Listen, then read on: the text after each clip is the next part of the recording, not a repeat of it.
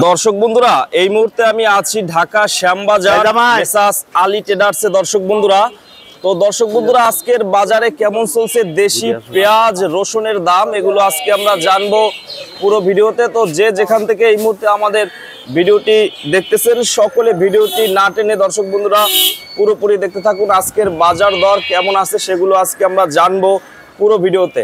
আসসালামু আলাইকুম আঙ্কেল। ওয়ালাইকুম আসসালাম ওয়া রাহমাতুল্লাহ। আঙ্কেল কেমন আছেন? আলহামদুলিল্লাহ ভালো আছি, তুমি কেমন আছো? জি আলহামদুলিল্লাহ ভালো আছি আঙ্কেল। তো আজকে 8 মে আজকের বাজার দর কেমন চলছে পেঁয়াজের? আসলে পেঁয়াজের বাজার আজ সপ্তাহখানেক ধরে খুবই খারাপ, বেচা কেনাও খুব খারাপ। তো আজকে বাজার গতকালকে থেকে একটু ভালো মনে হয়, তার উপরে 45 টাকার নিচে 42 টাকা পেঁয়াজ বিক্রি হচ্ছে, কিন্তু হাটের বাজারের সাথে শ্যামবাজারের বাজারের কোনো মিল নেই। আজকেও 1700 টাকার নিচে কোনো পেঁয়াজ হাটে ঘাটে নাই। 1700 টাকা পেঁয়াজ কিনলে 46 টাকা পেঁয়াজ বিক্রি হয়, অথচ এখানে দেখা যাচ্ছে সর্বোচ্চ 44-45 টাকা পেঁয়াজ বিক্রি হচ্ছে। যারা ব্যাপারী, যারা গ্রামগঞ্জা হাট ঘাট থেকে পেঁয়াজ কিনে আমাদের শ্যামবাজারে বিক্রি করে, তারা পর্যাপ্ত পরিমাণ এই বছরে লসে আছে, কারণ হাটের সাথে এই শ্যামবাজারে বেচার কোনো মিল নাই। আর মিল না থাকার পিছনে কিছু কিছু আড়তদার শ্যামবাজারে যেমন কাস্টমার না থাকার কারণে দেখা যাচ্ছে ওই যে কৃষকের পেঁয়াজ, কিছু পেঁয়াজ আসে শ্যামবাজারে, আসার কারণে দেখা যাচ্ছে ব্যাপারী আর কৃষকের পেঁয়াজ এক তালে বিক্রি হয় না। ওরা দেখা যাচ্ছে 42-43 টাকা বিক্রি করে, ব্যাপারীর মাল 45 টাকা বিক্রি করা লাগে। এই কারণেই ব্যাপারী এবছরে মার খাচ্ছে। সরাসরি কৃষক যে পেঁয়াজটা আড়তে দেয় ওইটা 1 টাকা 2 টাকা কম বিক্রি করলেও তাদের সমস্যা নাই, তাদের কোনো সমস্যা নাই, কারণ তারা তো ওই যে লাগানোর সময় যে খরচ, ওই খরচটাই করছে, পরে তো খরচের হিসাব করে না। আর ব্যাপারীরা হচ্ছে টাটকা খরচ হিসাব, মানে কালকে কিনছে আজকে বিক্রি করছে, এটা দেন আন দেন হিসাব। এই হিসাব করতে যায় দেখা যাচ্ছে ব্যাপারীরা অনেক বড় ক্ষতিগ্রস্ত হচ্ছে এই বছরে ব্যবসা করার কারণে।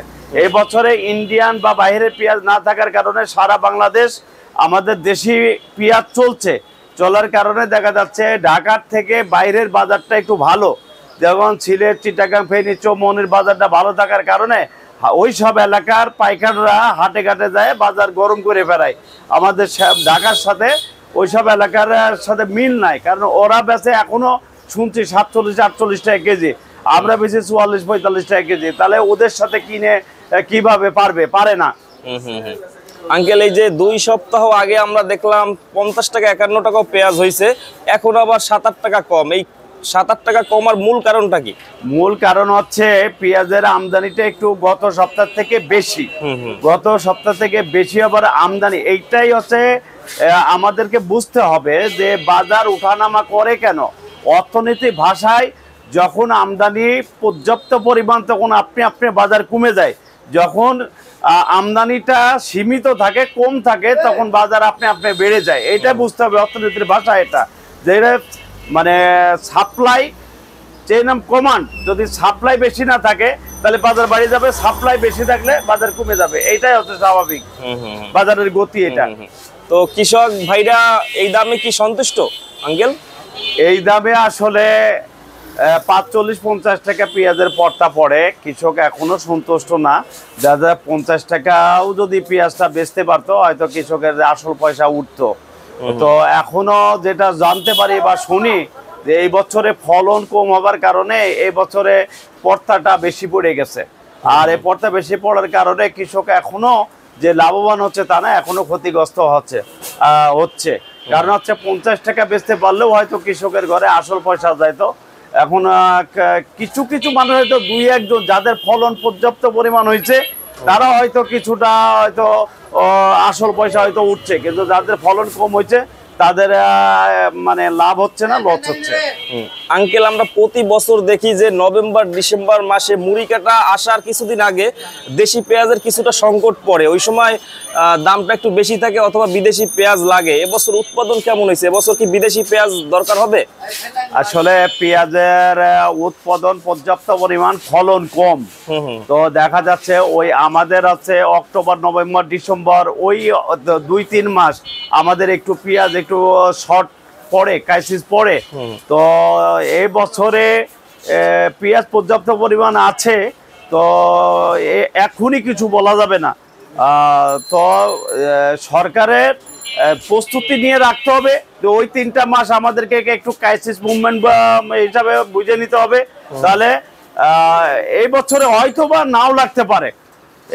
পর্যাপ্ত পরিমাণ পেঁয়াজ আছে, বাইরের পেঁয়াজের দিকে আমাদের নজর না দেওয়াই ভালো। কৃষকদের দাবি উৎপাদন বেশি হয়েছে কিন্তু ফলন নাকি কম হয়েছে। ফলন কম হয়েছে। ওই ফলনটা ভালো হইলে তাহলে আর বাইরের পেঁয়াজ আমাদের আর দরকার হইতো না, আমরা নিজেরাই স্বয়ং সম্পূর্ণ পেঁয়াজের ব্যাপারে হইতাম আর কি। এবছর ওই মেহেরপুরের একটা পেঁয়াজ, সুখসাগর পেঁয়াজ, এই 2টা পেঁয়াজ কিন্তু অন্যান্য বছর তেমন আসে না আঙ্কেল। এবছর এই পেঁয়াজটা কিন্তু বাড়তি আমাদের। এই বছরে পর্যাপ্ত পরিমাণ পেঁয়াজ মেহেরপুরে এবং ওই যে সুলতান বা আদার্স আরো বড় বড় মানে 200-250 মন ফলন হয়েছে। এইসব পেঁয়াজ যদি কৃষকরা আবাদ করে আগামীতে আর বাইরের পেঁয়াজ লাগবে না। তো রাখি ব্যবসায়ীরা কি এখনো আছে আঙ্কেল হাটের বাজারে? হাটের বাজারে রাখি যারা করছে পেঁয়াজ তারা ব্যাপকভাবে লসে আছে, ক্ষতিগ্রস্ত আছে।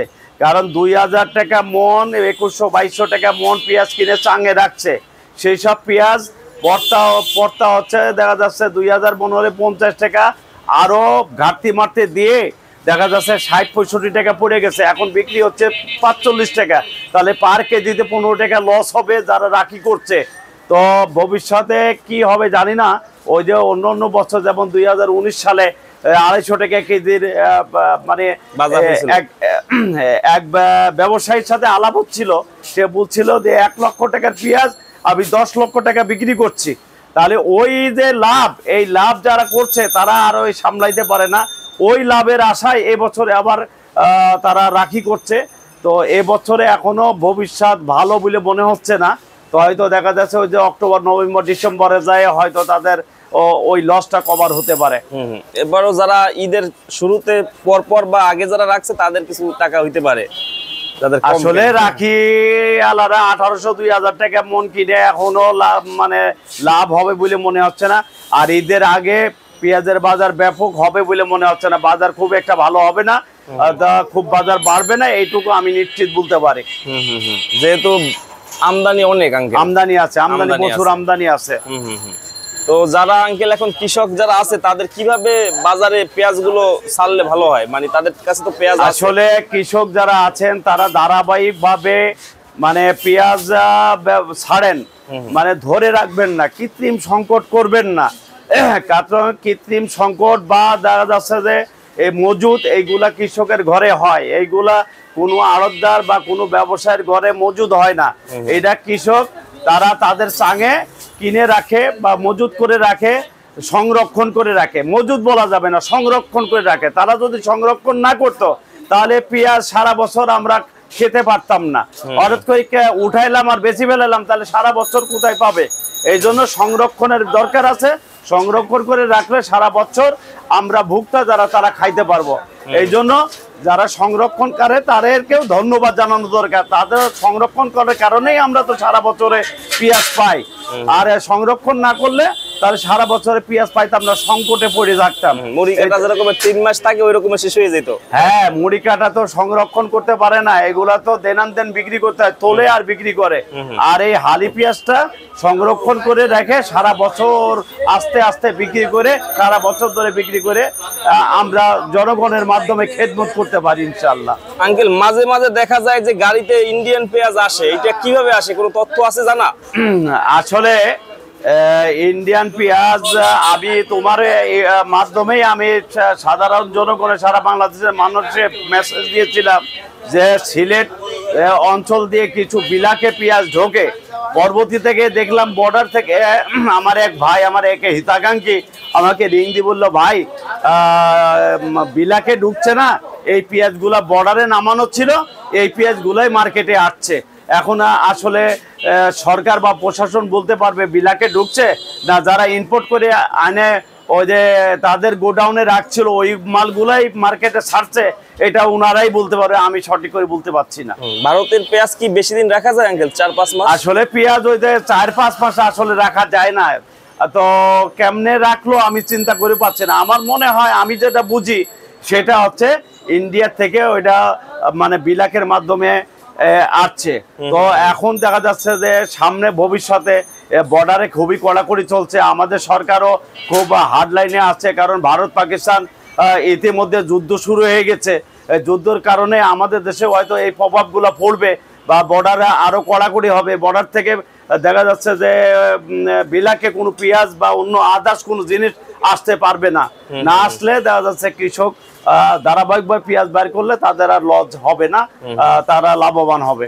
আচ্ছা আঙ্কেল, তো এখানে দেখতেছি আঙ্কেল এটা কোথার এই পেঁয়াজটা? এইগুলা ফরিদপুরের পেঁয়াজ। এটা ফরিদপুরের ভালোটা একবার। এটা ভালো পেঁয়াজ, ভালো পেঁয়াজ। এটা কত করে আজকে আঙ্কেল? এটা 44-45 টাকা বেচছি আজকে। 44-45 টাকা বিক্রি করছেন ফরিদপুরে। বেচা কিনা খুব ষোলো অনেক অনেক। আচ্ছা, এটা 44-45 টাকা ফরিদপুরেরটা। ফরিদপুরেরটা। পাবনার পেঁয়াজ আছে? পাবনার পেঁয়াজ নাই, পাবনার পেঁয়াজও একই অবস্থা, 45-46 টাকা বিক্রি হয় এরকম। হ্যাঁ। আচ্ছা আচ্ছা, আর এইগুলো আঙ্কেল? এইগুলা 44 টাকা বেচছি। এই যে এই পাশে আছে এটা 42 টাকা বেচছি। এগুলা 42 টাকা? হ্যাঁ, এটা 42 টাকা বেচছি। এইগুলো আঙ্কেল না? এইগুলো। আচ্ছা আচ্ছা, তো সকালে এখন আজকে পাইকার কেমন ছিল আঙ্কেল? পাইকার মোটামুটি আছে, অন্য অন্য দিনের থেকে আজকে বাজারে মানে পাইকার একটু বেশি। আর 1 টাকা মনে হয় বাড়ছে। 1 টাকা বাড়ছে আর কি। 1 টাকা বাড়ছে, একটু চাহিদা আছে, হয়তো সামনে ঈদ, এই সূত্র ধরে হয়তো সামনে একটু বেচা কিনা বাড়তে পারে, আমরা আশা করছি আর কি সামনে একটু বেচা কিনা বাড়বে, কারণ কুরবানির ঈদের কারণে সবাই দেখা যাচ্ছে হয়তো পেঁয়াজ একটু বেশি বেশি কিনবে। এই অবস্থা। তো আঙ্কেল, সর্বশেষ কৃষক ব্যাপারীদের এবং সাধারণ ক্রেতাদের জন্য কি বলতে চান? আমি বাংলাদেশে যারা ভোক্তা বা সাধারণ মানুষ যারা কিনে খায়, তারা ধারাবাহিকভাবে দেখা যায় বস্তা বস্তা না কিনে 5-10 কেজি যা লাগে এইভাবে প্রতিদিন গোটটা কিনলে মানে ভালো হয়। আর যারা কৃষক, আপনারা যারা চাঙে পেঁয়াজ স্টক করে রাখছেন, তারা ধারাবাহিকভাবে আস্তে আস্তে বিক্রি করেন, যেন বাজারে কোনো ক্রাইসিস সৃষ্টি না হয়। ক্রাইসিস সৃষ্টি করলে ভবিষ্যতে আপনাদেরই ক্ষতি হবে। গত বছর যেমন 150 টাকা পেঁয়াজ বেচেন নাই, পরে 30 টাকা বিক্রি করছেন, তো ওইভাবে ওইটা হয়তো আপনাদের হইতে পারে। আর ধারাবাহিকভাবে বিক্রি করলে কারোরই ক্ষতি মানে যারা কিনে খাবে তাদেরও ক্ষতি নাই, আপনারা বিক্রি করবেন আপনাদেরও ক্ষতি নাই। হয়তো 2-4 টাকা বাড়লে আপনারাই লাভবান হবেন, কিন্তু লাভের আশায় একেবারে বিক্রি না করে চাঙে যদি তালা লাগাই থন, তো ভবিষ্যতে দেখা যাচ্ছে একবারে বিক্রি করতে যাবে তখন বাজার কমে যাবে। তা আপনাদের কাছে অনুরোধ, ধারাবাহিকভাবে আপনারা বিক্রি করতে থাকেন, সবারই উপকার হোক। যারা কিনে খায় তারাও স্বাভাবিকভাবে কিনে খাক, আপনারা স্বাভাবিকভাবে বেচা বিক্রি করতে থাকেন। ঠিক আছে আঙ্কেল, অসংখ্য ধন্যবাদ অনেক মূল্যবান কথা বলার জন্য আপনাকে। ভালো থাকবেন আঙ্কেল, আসসালামু আলাইকুম।